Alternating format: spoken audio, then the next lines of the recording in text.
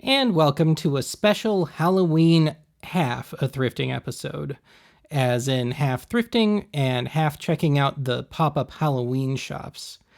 Anyway, let's kick things off at the W.H. Lyon Fairgrounds, where it's the first black market, I hate that name, of the season.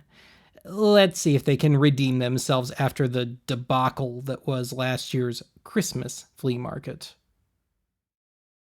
Well, I'm plenty happy with my existing mini collection of McDonald's Halloween pails. Having said that, I had never seen this second one with the McDonaldland characters, which appears to be from 1999, well after my time. Otherwise, I can't tell if this is brilliant or stupid. So, in It's the Great Pumpkin, Charlie Brown, what Linus thinks was the Great Pumpkin was actually Snoopy. But what if the Great Pumpkin just happens to greatly resemble Snoopy, huh? Yeah, it's way too early in the day for those heavy-duty questions. I actually had a really good day for CDs. Stick around for the haul segment. Anyway, I've never owned any of Lou Reed's live albums, and this is the best known, partially for the half-infamous, half-legendary rendition of Sweet Jane. Otherwise, I have long owned the brick-walled remaster of Tom Petty's Damn the Torpedoes, his best album in my opinion. Hopefully this older issue is a little better. Today also marked the first time I had ever seen a period copy of Dr. John's debut, Gree, the ultimate voodoo rock album, that was in solid shape and not $40 or more. At $5, it was a no-brainer. Anyway, now I know some of you are going to yell at me for this, but I did not pick up this LP of Boris Karloff reading a couple of folk tales. The cover and LP were just too beaten up. Otherwise, there was a stray Laserdisc in there, and despite being an apparent classroom title, it doesn't appear to be a barcode-enabled disc, and I need to cover those someday. From the White Trash Files, Grow a Bachelorette Party, featuring an apparent sea monkey masquerading as a stripper. Now, funnily enough, the thing that bothers me about this is that it kinda implies toddlers are holding bachelorette parties. Anyway, apparently someone worked at Blockbuster Video, but alas, in the late 90s, early 2000s, so nothing I'm interested in. Let's get back to the early 90s and then we'll talk. I think I can safely say I was at the very tail end of the Ben Cooper costume era. I can just smell the fire retardant and feel my face getting slashed up by the plastic now. Okay, one last run through the CDs, and sweet, the Ramones' first live album, which of course was missing the disc. I've already got all the other albums in this bin that I would ever want.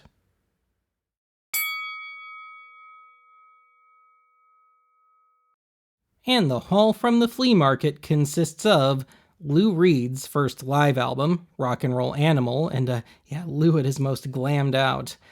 A willful downgrade from my hyper-compressed copy of Tom Petty's Damn the Torpedoes, the Rolling Stones' Beggar's Banquet, which I've never owned at all.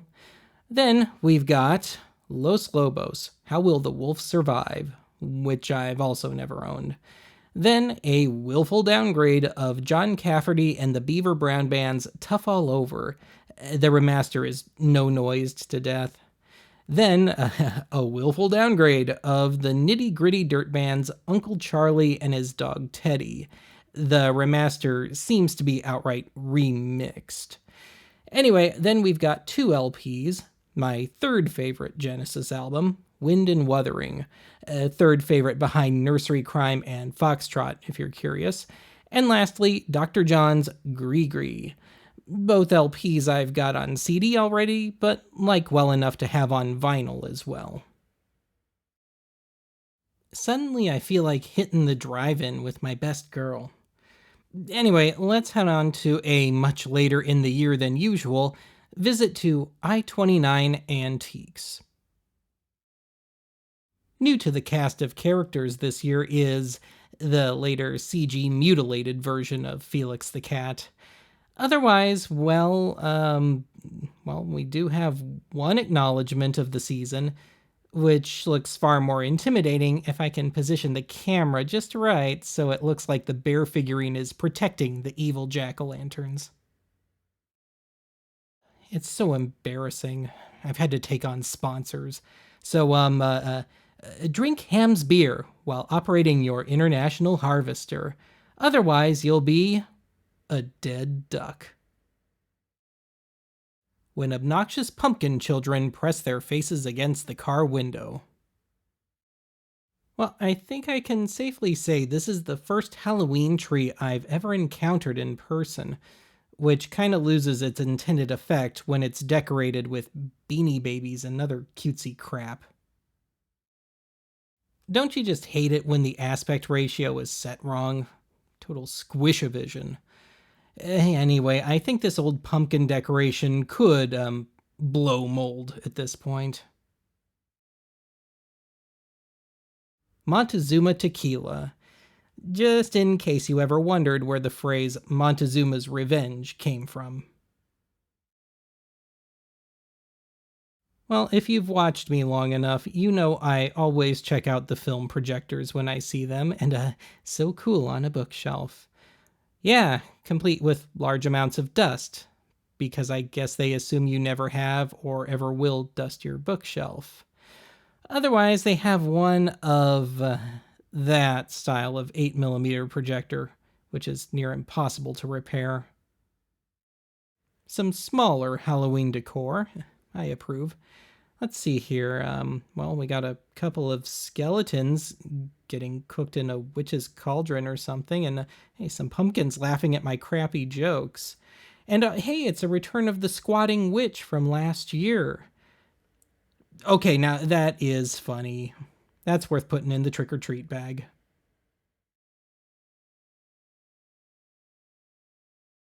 You know, I was still seeing these things new up until maybe 10 years ago or so, but I guess that makes it vintage now. Although that might be an older one. It was a bit hot to the touch. Otherwise, yeah, let's just see how generically autumn we can get here.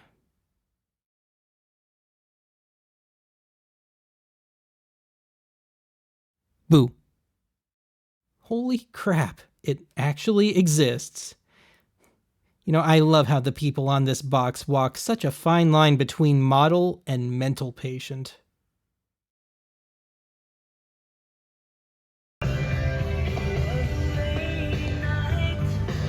There's no point to this bit. I just like that cheap, tawdry romance novel of a song.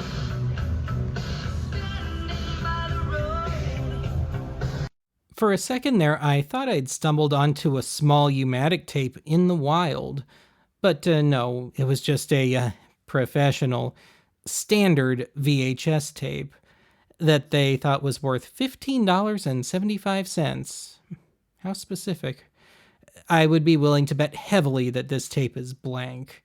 Anyway, these porcelain Laurel and Hardy liquor decanters are far scarier than any of the Halloween decorations in this place. I'm kind of impressed. And speaking of Stan, but not Laurel, we've got a ticket to one of them newfangled talkie pictures. How modern.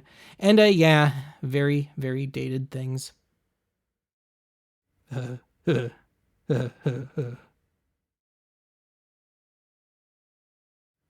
a ghost humping a pumpkin.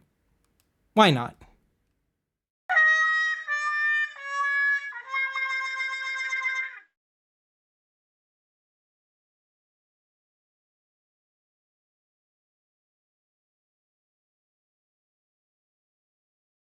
All right, enough thrifting for today. Let's hit up Dream Home Appliance, or Halloween Express. Anyway, let's check in with Loudon Wainwright to find out what we can expect in this store.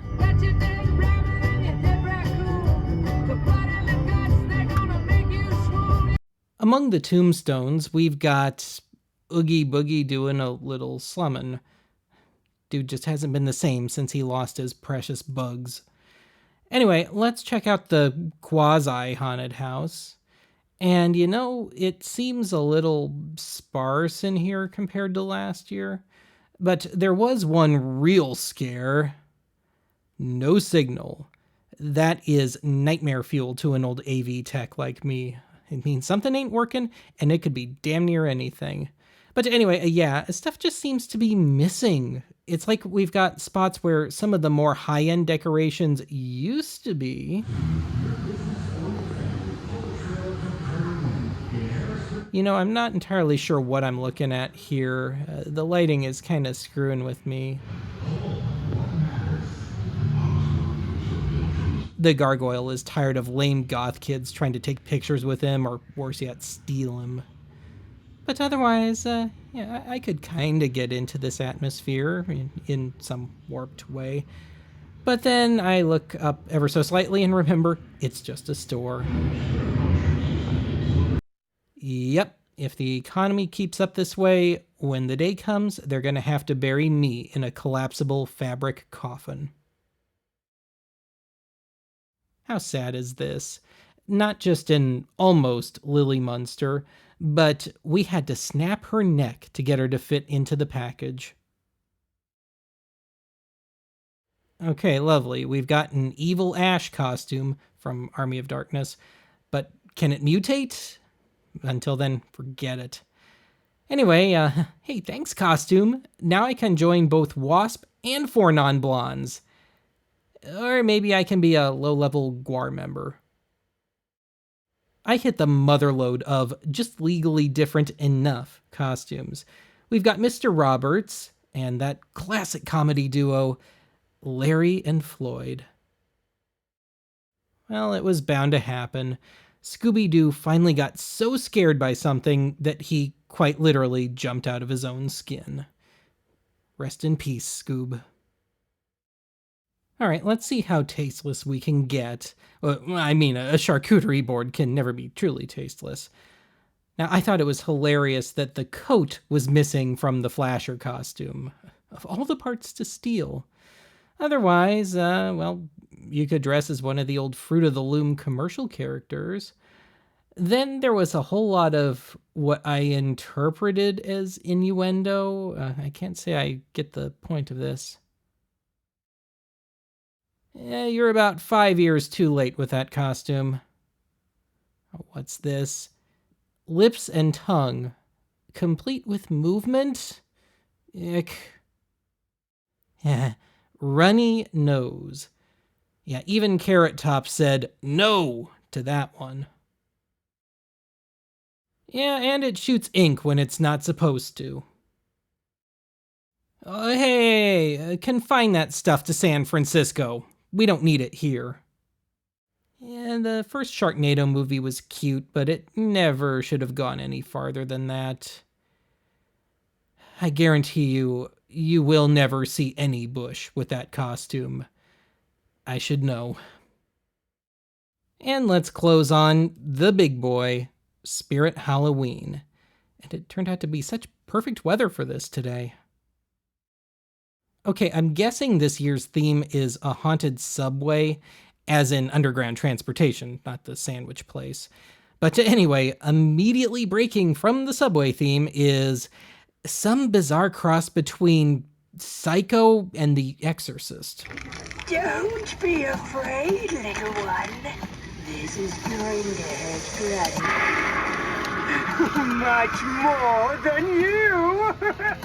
It would be nice if we could hear the dialogue over the noisy mechanics. And yes, I think that rat with some horrid wasting disease is far scarier, and that thing does nothing.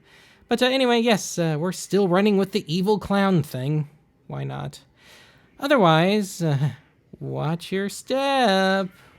So it's going to trigger something, right? Nope. It's just meeting OSHA standards, that's all. Anyway, the subway is looking interchangeable with an everyday ride on the New York City subway system. Okay, tell me you have too much money without telling me you have too much money. A life-size clown figure that pukes Halloween candy into a bowl. Spirit Halloween went so tasteless with the costumes this year that I can only show you some of them. But yes, phallic things seem to be the overriding theme this year. That and they were getting into some especially sad millennial and Gen Z fetishes. You know, Sioux Falls is the kind of place where a solid chunk of the population would wear the white trash parody costumes unironically year round. Having said that, I was actually seriously considering picking up the under the hood hat. It's so nice to see us getting more practical with our Halloween decorations. Nesting ghosts. And, hey, thanks for telling me what a bat does. I didn't know. Okay, I admit this was pretty funny. So, what did Ghostface use in the Scream movies? Knives. What was he usually done in with? Knives. Well, it's certainly better than knife-shaped chip and dip sets. And of course, the apparently obligatory Ghostface cookie jar. Okay, I expect Freddy Krueger stuff, but I did not expect multiple, increasingly fancy variations on his glove, like a $60 version. Otherwise, I can't say I'm opposed to Frederica Krueger. I will never cease to be amused by marketing the Halloween 2 variant of the Michael Myers costume. I was not expecting Michelle Myers, though. I still find it amusing that killer clowns from outer space merchandise is even a thing. Otherwise, I think we've taken a bit of a step backwards with our mock platitude signs from last year. Some of these decorations are just lazy. And hey, I know that lady. You know, good note to go out on today.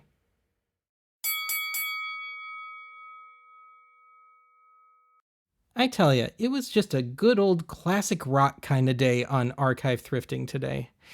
We've got 6 CDs, namely the Rolling Stones' Beggar's Banquet, the definitive Tom Petty album, Damn the Torpedoes, the Nitty Gritty Dirt Band's Uncle Charlie and His Dog Teddy, Lou Reed's live set, Rock and Roll Animal, then Los Lobos, How Will the Wolf Survive, and John Cafferty and the Beaver Brown Band, Tough All Over. Then we've got 2 LPs, Wind and Wuthering from Genesis, and the pick of the litter today, Dr. John's Gree, just in time for Halloween. And the cost of this haul came out to $23. And that's going to be it for today. Next week will be my first Halloween episode in a couple of years now. I'll see you then.